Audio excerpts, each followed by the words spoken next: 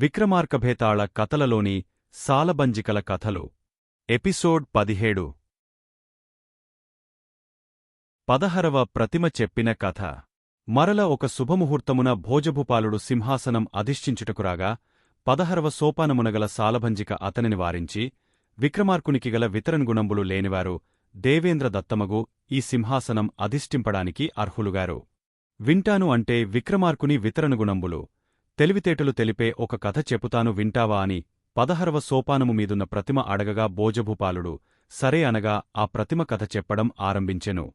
విక్రమార్కుడు ఉజ్జయిని నగరాన్ని పరిపాలించుచుండగా ఒక బ్రాహ్మణుడు సంతానహీనుడై భార్యాసమేతుడై జగదంబిక ఆలయమునకు వెళ్లి దేవిని పూజిస్తూ, మాతా జగదంబిక, సంతానహీనులమైన మాకు సంతానము కలుగచేయమని ఆ బ్రాహ్మణ దంపతులు వేడుకొనెను. అంతట జగదంబిక వారికి ప్రత్యక్షమై మీకొక కుమార్తె కలుగునని వరం ప్రసాదించి అంతర్ధానం అయ్యెను. పిమ్మట కొంతకాలమునకు జగదంబిక అనుగ్రహం వల్ల ఒక కుమార్తె జన్మించెను. ఆ బ్రాహ్మణ తల్లిదండ్రులు ఆబాలికకు జగదంబిక అను పేరును పెట్టారు. ఆబాలిక శుక్లపక్ష చంద్రునివలె దినదిన ప్రవర్ధమానియై వెలుగొందెను. జగదాంబికను చూచుచు తల్లిదండ్రులు అమితానందులై ఆబాలికను అల్లారుముద్దుగా పెంచుతున్నారు. కొంతకాలమునకు జగదంబికకు కళ్యాణ వయస్సు వచ్చెను. ఆ బ్రాహ్మణుడు చాలా దేశములు గాలించి కడుంగడు వ్యయ ప్రయాసలకోర్చి చివరికి అనుకులుడైన వరుడిని కనుక్కున్నాడు.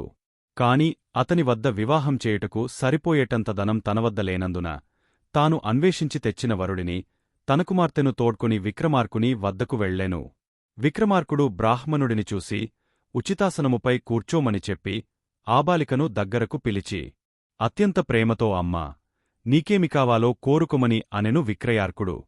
అంత ఆబాలిక రాజును చూసి వినయంతో ఇలా అనెను, ఓ మహారాజా, రాజ్యాన్నేలడానికి రాజ్యములోని వారిని కంటికి రెప్పలా రక్షించుచు ఈర్ష్యద్వేషాలకు మనసులో చోటు ఇవ్వకుండా దేవతల వరములు పొందుతూ రుద్రుడిని పూజిస్తూ నిత్యమూ అన్నదానాలు చేస్తూ బ్రాహ్మణుల యందు భక్తి కలిగ వారిని ఆదరిస్తూ ఆ విష్ణువుణ్ణి స్మరిస్తూ మునుల ఆశీర్వాదాలు పెరుగుతూ అమాత్య సేనాధిపతి ప్రభృతులు నిన్ను కొలుస్తుండగా ఈ ఉజ్జయిని నగరమును ప్రేమతో పరిపాలింపుము అని పల్కిన ఆబాలిక మాటలు విని విక్రమార్కుడు తన బుద్ధికుశలతచే జగదంబిక చెప్పిన 14 మాటలలో దాగవున్న భావము ఒకసారి వినుటచేతనే గ్రహించెను.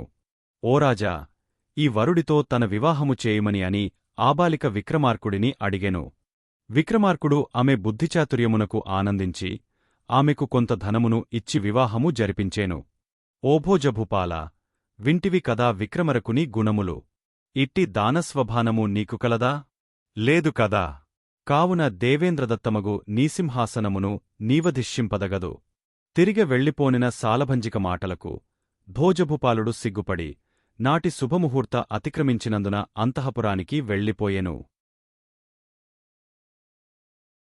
సాలబంజికలు మొత్తం 32. అవి ఏమి చెప్పాయో తెలుసుకోవాలంటే మా ఛానల్ని సబ్స్క్రైబ్ చేసుకోండి, లైక్ చేయండి, మీ అభిప్రాయాల్ని కామెంట్ చేయండి.